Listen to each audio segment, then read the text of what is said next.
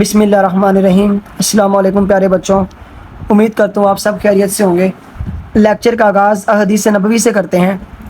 अल्लाह ताला के नबी फरमाते हैं कि तुम में से कोई शख्स उस वक्त तक मोमिन ही नहीं हो सकता जब तक वह मुझको अपने माँ बाप, अपनी औलाद, अपने रिश्तेदारों, अपने माल और अपनी जान से ज़्यादा अजीज़ ना समझ ले। तो आज का जो हमारा टॉपिक है वो है टोटल इंटरनल रिफ्लेक्शन। तो इससे पहले हम एक कंसेप्ट रिवाइज़ कर लेते हैं कि हमारे पास रिफ्रैक्शन ऑफ लाइट का कंसेप्ट क्या है।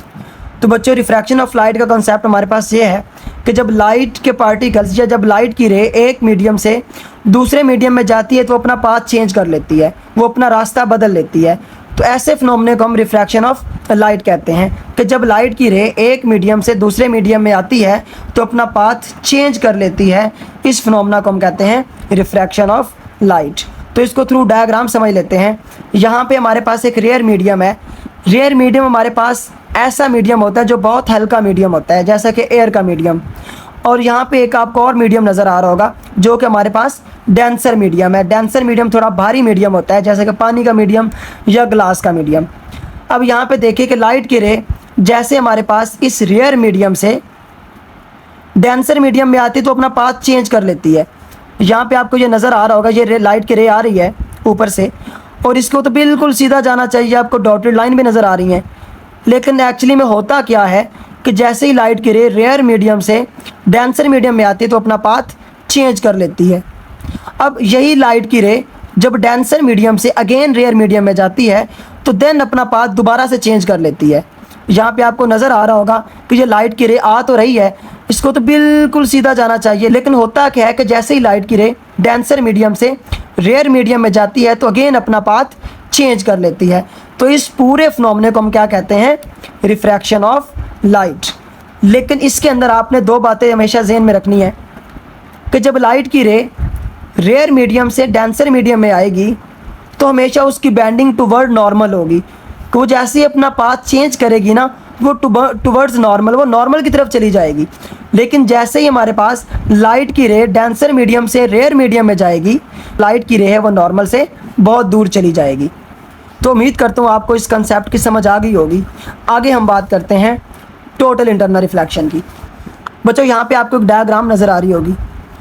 इस डायग्राम के अंदर ये जो आपको बॉक्स नज़र आ रहा है ये हमारे पास डेंसर मीडियम है, और ये जो आपको डॉट नज़र आ रहा है ये हमारे पास कोई भी लाइटिंग ऑब्जेक्ट हो सकता है जिसमें से लाइट निकलती हो, जैसा कि हमारे पास टॉर्च वगैरह कुछ भी हो सकता है।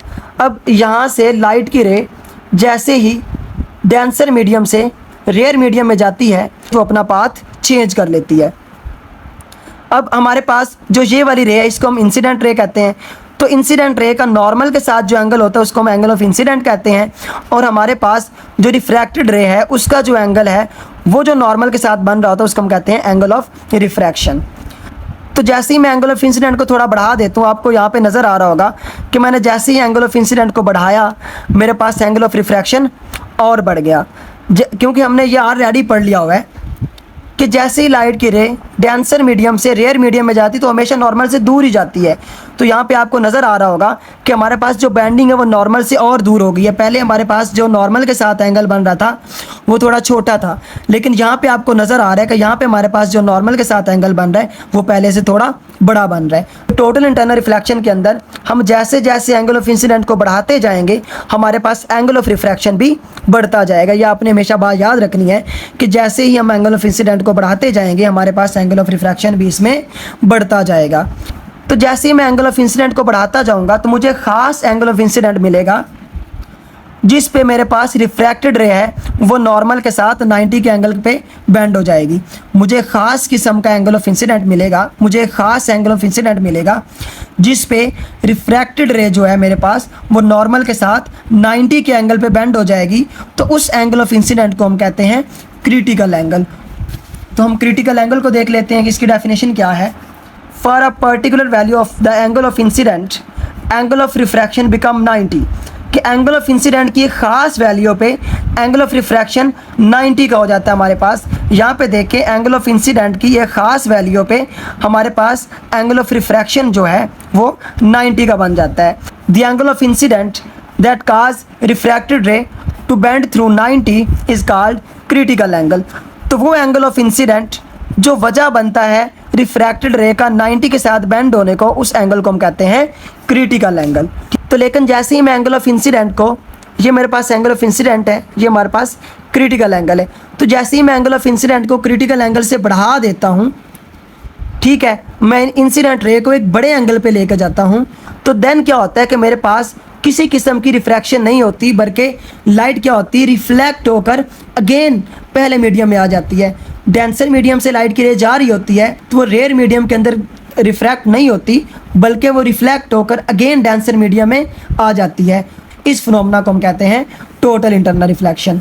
यहाँ पे आप पढ़ सकते हैं, when angle of incidence becomes larger than critical angle, no refraction occur, the entire light is reflected back into the denser medium, this is known as total internal reflection। तो बच्चों ये आपके पास पूरा फिनोमेना टोटल इंटरनल रिफ्लेक्शन कहलाता है। उम्मीद करता हूँ आपको इस लेक्चर की समझ आ गई होगी।